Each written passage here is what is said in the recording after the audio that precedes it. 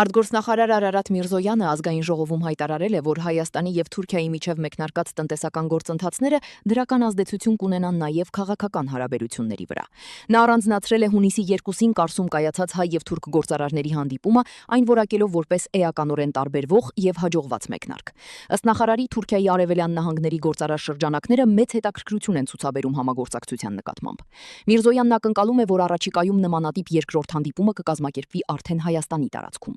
Արտաքին քաղաքական գերատեսչության ղեկավարը վստահություն է հայտնել, որ այս շփումների շոշափելի արդյունքները տեսանելի կլինեն արդեն մոտ ապագայում։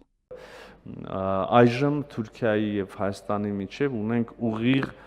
առևտուր մաքսային իմաստով ուղիղ աշխարհագրորեն դրան գիտեք դեռևս տեղի ունենում երրորդ երկրների տարածքով ռազմավարական գործընկերությունները 25 թվականին մենք ընդլայնեցինք, էականորեն ընդլայնեցինք ռազմավարական գործընկերների մեր շրջանակը 6 ռազմավարական գործընկերություն հաստատեցինք, օրինակ Նիդերլանդներ, Լյուքսեմբուրգ, Գերմանիա, ասիական ուղղությամբ Չինաստան, Ղազախստան